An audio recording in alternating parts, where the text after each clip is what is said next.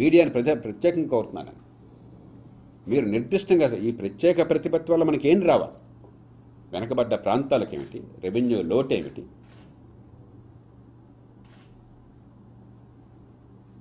పన్ను రాయితీలు కనీసం వెనకబడ్డ ప్రాంతాలు ఎట్లా తెచ్చుకోవాలి, ఏ మేరకు సాధ్యమవుతుంది.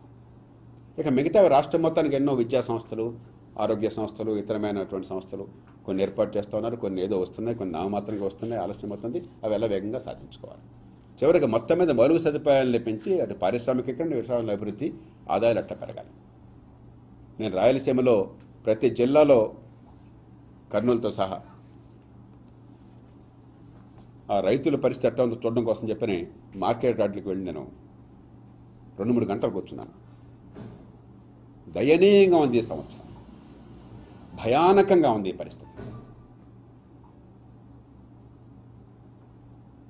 పంట పండించాక గత సంవత్సరం మినిమం రేటు 14-15 వేల రూపాయలు ఉంటే క్వింటాలు, ఈ సంవత్సరం 4,000కు పడిపోతే ఏం చేస్తారా రైతు? ఏ పరిశ్రమకైనా, ఏ ఉద్యోగకైనా, ఏ అధికారికైనా సరే గత సంవత్సరం నెలకి 30,000 జీతం ఉండి ఈ సంవత్సరం 10,000 అయితే ఏమవుతాడో ఆలోచించండి మీరు. సార్ 3వ వంతు అయితే ఏమవుతాడో ఆలోచించండి మీరు. ఏ మనిషి అయినా సరే అందులో 30,000 జీతం ఉన్నాడు కాదే రైతులు, ఏదో మార్జిన్స్లో బతుకుతున్నవాడు. అలాంటిది ఆదాయం పంట పండిస్తే 3వ వంతు అయితే 3వ వంతు కంటే తగ్గిపోతే 14,000 రూపాయలు చూడండి మినిమం. గత సంవత్సరం అంతా చూడండి సార్ రేటు. ప్రభుత్వం ప్రోత్సహించి 3,000 రూపాయలు చేస్తే ప్రతి పండిస్తే, ప్రతి పంటమే కష్టంగా ఉంది. వర్షం వస్తే పండదు, వర్షం లేకపోతే పండదు. అంతేగా పండిస్తే ప్రతి రేటు ఎంత ఉంది? 4,000 వాడ. ఇప్పుడు ఎంత ఉంది? 5,000 వేలు వచ్చింది ఏమన్నా? 3,500.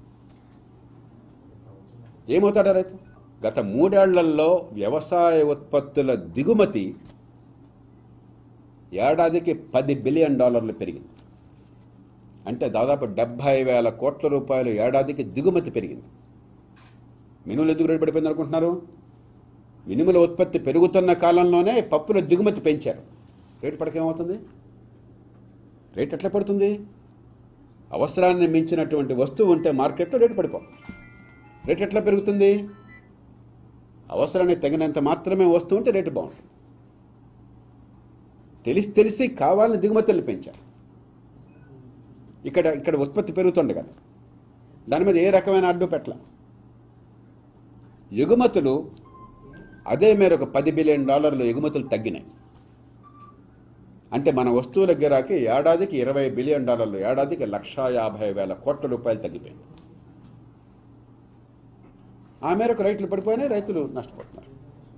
ఇంకెన్నో ఉన్నాయి కానీ అన్నమంతా చూడక్కర్లేదు. ఉడికిందో తెలుసుకుని 2 మంత్రులు చూస్తే చాలు. చట్టబద్ధంగా అధికారాలు ఇద్దామా? ప్రతిదానికి అమరావతికో హైదరాబాద్కో పోవాల్సిన అవసరం లేకుండా ఇక్కడే పనులు ఏర్పాటు చేద్దామా? ఎన్నో శాఖాధిపతుల కార్యాలయాలు, హైకోర్టు ఇక్కడ పెడతా ఉన్నారు, ఒక బెంచ్ సంతోషం. అది ఒక్కటి చాలదే. హైకోర్టు లాయర్లకు అవసరం, కక్షాలకు అవసరం, సామాన్య ప్రజలకు అక్కర్లేదే. అది చాలదే. రూరల్ డెవలప్మెంట్ ఉంది, ఇక్కడ డైరెక్టర్ ఆఫీస్ ఇక్కడ పెట్టండి, రాయలసీమ పెట్టండి. దుర్భిక్ష నివారణ ఉంది, డైరెక్టర్ ఆఫీస్ రాయలసీమ పెట్టండి. సెరికల్చర్ ఉంది, రాయలసీమ పెట్టండి డైరెక్టర్ ఆఫీస్. మైనింగ్ ఉంది, రాయలసీమ పెట్టండి డైరెక్టర్ ఆఫీస్. ఇట్లాగా ఎన్ని వేలుంటే అక్కడ గుర్తించి అందరూ రాజధానికి వెళ్లాల్సిన కాకుండా వాళ్ళు ఇక్కడికి వచ్చి ఏర్పాటు చేయండి. అలాగే జోనల్ స్థాయిలో ఉన్న అధికారులకి పూర్తిగా అధికారులు బదలాయించి అసలు రాష్ట్ర రాజధానికి 199 సందర్భాలు వెళ్ళే అవసరం లేకుండా చేయండి. మనసుంటే ఎన్నో మార్గాలు ఉన్నాయి వెనకబడ్డ ప్రాంతాల్లో ఊరట కలిగించడానికి, న్యాయం చేయడానికి, ఆర్థిక వ్యవస్థను పెంచడానికి. దయచేసి లోతుగా దృష్టి పెట్టండి. ఆ చర్చ అక్కడ వినట్లను మళ్ళీ లోక్సభ వాళ్ళు, నా సోదరులు, నేను గొంతులు చుంచుకుని అరవడం తప్ప అధికారం మా జిల్లాలకు ఇచ్చేయండి అయ్యా, మా వాళ్ళకి ఇచ్చేయండి అయ్యా, ఆ వనరులు మాకు ఇచ్చేయండి అయ్యా, మా బతుకుతాం అని చెప్పారు. మేము తప్ప ఇంకెవరు అడిగిన పాపన గడపోవట్లా. చోటు నాకు పెత్తనం ఇచ్చే నేను ఇప్పటిదాకా వాడు రాజ్యం చేస్తాను, ఇప్పుడు నేను రాజ్యం చేస్తాను. ఇప్పటిదాకా ఆడు బాగుపడ్డాడు, వాడికి అహంకారం చల్లబడింది, నాకు చల్లబడుతుంది. కేంద్రం అంతే, రాష్ట్రం అంతే, అన్ని పార్టీలు తేడాలేదు. గత 4 ఏళ్లలో దేశంలో చాలా మంచి మార్పులు వస్తాయని చెప్పిన కులాలు, మతాలు, పార్టీలు, ప్రాంతాల గతంగా చాలామంది ఆశపడ్డారు. ఒక నిజాయితీ అయిన ప్రధానమంత్రి, అభివృద్ధి ఉపాధి ఈ రెండే నినాదాలుగా తీసుకుని కులం మతం పక్కన పెట్టి చిత్తశుద్ధ ముందుకు వస్తున్నాడు ఆయన. ఏదో జరుగుతుంది కానీ కారణాలు ఏమన్నా కానివ్వండి జరగల. నిజాయితీగా మాట్లాడుకున్నాం. అసలేం చేయలేదని అంటలే, గతంలో చేశారు, ఇప్పుడు చేశారు. మౌలికమైన మార్పులు ఏం రాల, కనుచూపు మేరలో లేవు. చట్టబద్ధ పాలన బాగుపడలా. మన కోర్టులు కావచ్చు, పోలీసులు కావచ్చు. 5 ఏళ్ల క్రితానికి ఇప్పుడు తేడా ఉందండి. పోలీస్ స్టేషన్ అందరికీ న్యాయం జరిగే వ్యవస్థ ఉంది. కోర్టులో జాప్యం లేకుండా, ఖర్చు లేకుండా న్యాయం అవుతుందని చెప్పండి. నేను వెంటనే క్షమాపణ చెప్పేసి ఉపసంహరించుకుంటాను. లేదంటే పొరపాటు చెప్పి అద్భుతంగా చేశారు, ప్రజాస్వామ్యాన్ని తీసుకొచ్చారు జనంలోకి అని చెప్పండి. 2 విద్య లేదండి, 5 ఏళ్ళలో విద్య అంత బ్రహ్మాండంగా పెరిగింది. మీకేం తెలుసు? అసలు ఒక్క పైసా ఖర్చు లేకుండా, ప్రైవేట్ స్కూల్కి వెళ్ళాల్సిన అవసరం లేకుండా, ఫీజులు కట్టాల్సిన అవసరం లేకుండా, పేద కుటుంబాల్లో కూడా బ్రహ్మాండమైన విద్య అంత ఉంది గతంలో కంటే. చెప్పండి, దమ్ముంటే చెప్పండి ఎవరన్నా. ఆరోగ్యం లేదంటే అసలు ఆరోగ్యం పంట పండుతుంది. మీకేం తెలుసు? ఒక్క పైసా ఖర్చు పెట్టకుండా ఏ జబ్బు వచ్చినా కూడా మనకి ఇబ్బంది లేకుండా, పేదలకి అనారోగ్యం వస్తే ఒళ్ళు భయం లేకుండా అన్ని ఏర్పాట్లు జరిగినాయి. గతంలో లేవు. చెప్పండి, ఏం మార్పు వచ్చింది చెప్పండి. గవర్నమెంట్ ఆఫీసులో లంచం లేకుండా పని. అబ్బాయి అదో లంచం బలి తీసుకున్న వాళ్ళు అంటే ఇప్పుడు లంచం లేకుండా అన్నీ అసలు టకటక అయిపోతున్నాయి. మన పిలిచి కూర్చోబెట్టి అక్కడ ఆ కుర్చీలో కూర్చోబెట్టి గౌరవించి మర్యాదతో 1 నిమిషంలో పనిచేసి పెడుతున్నారు. అంత అద్భుతంగా జరుగుతుంది చెప్పండి. జరిగితే చాలా సంతోషిస్తాను, జరగాలని కోరుకుంటున్నాను నేను. కాబట్టి నేను అనవసరం విమర్శ చేయాలి, అన్యాయం విమర్శ చేయను కూడా. ఉపాధి కోసం ఏర్పాట్లు అసలు అద్భుతంగా. పిల్లోడు స్కూల్ దాటమేనండి, ఉద్యోగాలు కాచుకు కూర్చున్నాయి. మీకెందుకు చెప్పండి.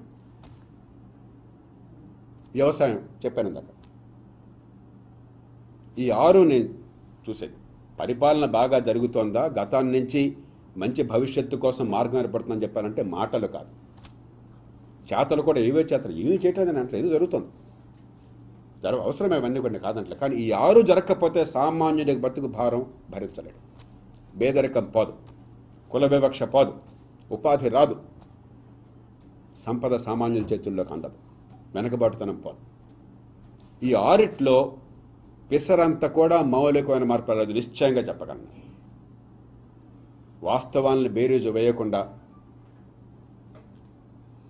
వాస్తవాల ఆధారం లేకుండా ఒక్క మాట కూడా నా నోటి నుంచి రాదు. నేను చెప్పిన ప్రతి అంశానికి వెనకాల బోల్డంతా సాక్ష్యం. అన్ని సాక్ష్యాలు అక్కర్లే, ప్రజలందరికీ తెలుసు. మా రాష్ట్రంలోనే బాగు చేద్దాం అన్నా కూడా విద్యా హక్కు చట్టం పెట్టి ఏం చేయాలో పార్లమెంట్లో నిర్ణయం చేశారు. రాష్ట్రానికి అవకాశం లేకుండా. పోనీ ఉద్యోగుల మీద కొద్దిగా జవాబుదారితనం తీసుకొద్దామంటే బాగా పనిచేసే పద్ధతి లేదండి. ఆర్టికల్ 3 పెట్టాము రాజ్యాంగంలో, మీ ఇష్టం చోటు చేయడానికి వీలేదని చెప్పన్నారు. కొన్ని ప్రజలకు అర్థమయ్యేవి, కొన్ని అర్థం కానివి రకరకాలుగా చక్రబంధంలో పెట్టారు. దుష్పరిపాలనకు అడ్డు లేదు. రాష్ట్రంలో అధికారంలో కూర్చున్నవాడు అవినీతికి పాల్పడాలంటే, ఆశ్రిత పక్షపాతానికి లొంగాలంటే, వనరులు దుర్వినియోగం చేయాలంటే అక్కడ ఏ రకమైన అడ్డు లేదు. మంచి చేయాలంటే అన్ని అవరోధాలు పెట్టేశారు. అంటే ప్రజలకు ఎప్పుడు నష్టమే, ఏ రాయైనా పళ్ళుడు కొట్టుకోవటమే. కాబట్టి మనమంతా కూడా దూరదృష్టితో ఆలోచించాల్సింది. మాకు వెసులుబాటు కావాలి. ఇవన్నీ కూడా ఇక్కడే పనులు జరిగే, ఏర్పాటు జరిగే రాష్ట్రంలోనే. రాష్ట్రం నుంచి జిల్లా, జిల్లా నుంచి పట్టణం, నగరం మన దగ్గరకు వచ్చి తప్పు జరిగితే మనమే బడిచిపెట్టుకెళ్ళగా వెళ్దాం.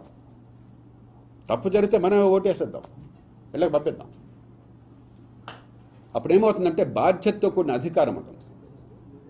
ఇవాళ దుర్వినియోగం చేసే అధికారం తప్ప, దుష్పరిపాలన కోసం అధికారం తప్ప, నిజంగా ప్రజలకు మంచి చేసే అధికారం ఇక్కడ కొరబడింది.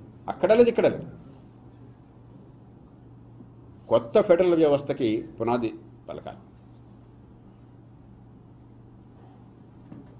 ఎన్టీ రామారావు గారు లాంటి వారు, కరుణానిధి గారు, మన పక్కన కరుణానిధి గారు ఉన్నారు, రామకృష్ణ రెడ్డి ఇంకో పక్కన ఉన్నారు, జ్యోతి భాస్కర్, వీళ్ళంతా కూడా ఆనాడు మరి అంతా కేంద్రం పెత్తనం ఉన్న కాలంలో కొంతమేరకు రాష్ట్రాలకి అధికారాలు తీసుకొచ్చారు, వనరులు తీసుకొచ్చారు. వాళ్ళ పోరాటం వలన ఈవేళ ఒక తరం కాలం తర్వాత వచ్చినాయి.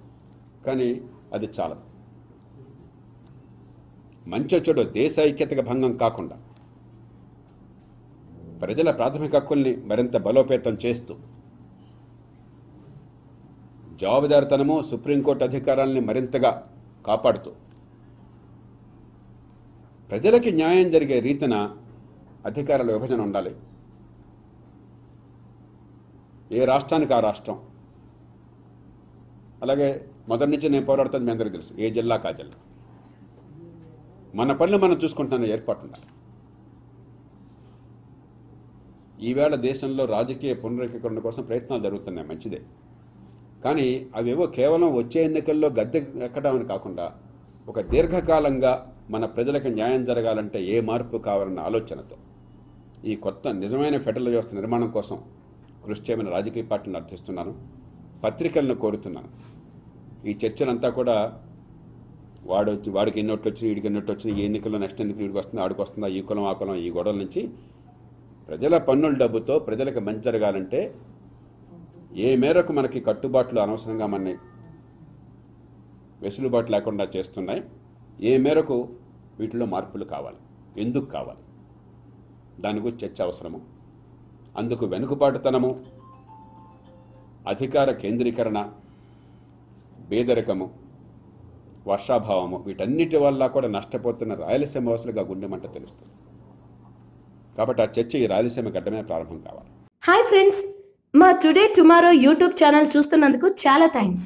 మరిన్ని లేటెస్ట్ వీడియోస్ కోసం వెంటనే సబ్స్క్రైబ్ చేయండి. అలాగే ఈ బెల్ ని కూడా రింగ్ చేసేయండి. మా నోటిఫికేషన్స్ అన్ని మీ మొబైల్లో వస్తాయి. అలాగే మా వీడియోస్ మీకు నచ్చితే లైక్ చేయండి, షేర్ చేయండి, నచ్చకపోతే కామెంట్ చేయండి.